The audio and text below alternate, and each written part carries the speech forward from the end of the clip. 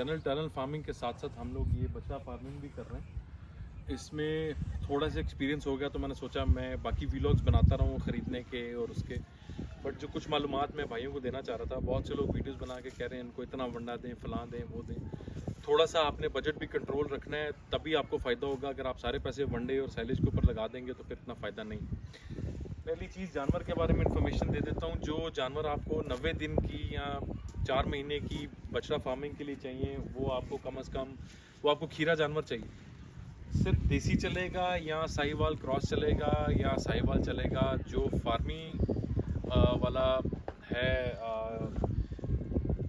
बछड़ा है, वो उसकी इतनी फैक्ट्रियों में डिमांड नहीं होती। सो आपको देसी ही चाहिए। अच्छा, देसी में भी उनकी रिक्वायरमेंट होती है कि उसकी कोहान निकली हुई हो, सो वो बहुत ज़्यादा ज़रूरी है। आपको मतलब तकरीबन 150 किलो पौने 200 किलो तक का इसका वज़न होना चाहिए। उसके बाद जब आप ले आए जानवर, तो उनका जो पहला है उसकी डीवॉर्मिंग करा लें। अगर नहीं हुई, उसके 1-2 चिचड़ वगैरह होते हैं, ये उनको दिन में खुला रखते हैं, जिसमें ये अपनी भाग दौड़ करते हैं। इनके मसल्स यूज़ होते हैं, जो बहुत ज़्यादा ज़रूरी है इनकी वेट प्रोडक्शन के लिए। अच्छा, अब इनकी फीड प्लान की तरफ अगर आ जाएँ, तो सबसे पहले इनको हम लोगों ने साइलेज शुरू किया। साइलेज हम लोगों ने अपना बनाया था मकई का।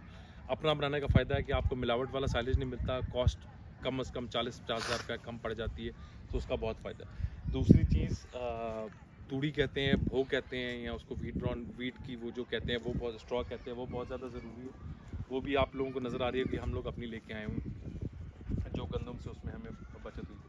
तीसरी चीज़, हम लोग इसको वंडा दे रहे हैं। वंडा हम लोग खुद बना रहे हैं। उसमें आपको मैं प्लान लिख सकता हूँ, जिसमें सोयाबीन डाला है, मकई डाली है, हम लोगों ने गन्ने का रेशा डाला। ये सारी चीज़ें एक तो मिलावट से पाक हो जाती हैं और उसके अलावा काफ़ी सस्ता पड़ जाता है। उसके अलावा हम लोगों ने चारा भी लगाया। और एक जो इम्पोर्टेंट चीज़ जो मैंने आजकल लगाई हुई है, वो है लूसन लगाया हुआ है हमने खुद से, नूरानी सीड वालों को। और नूरानी सीड वालों का हम लोगों ने चारा लगाया हुआ है, जिससे मुझे लगता है कि हमारी जो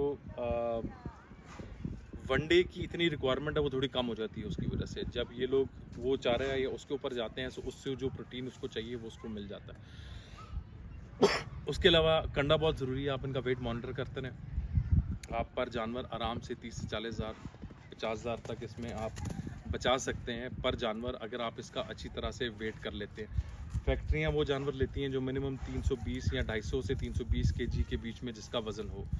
सो ये कुछ इन्फॉर्मेशन थी बछड़ा फार्मिंग के ऊपर, जो मुझे था मैं आप लोगों से शेयर कर दूँ। इसमें अगर किसी भाई को कोई डिटेल चाहिए तो आप मेरे से रब्ता कर सकते हैं, मैं आपको और डिटेल्स इस पर दे दूँ।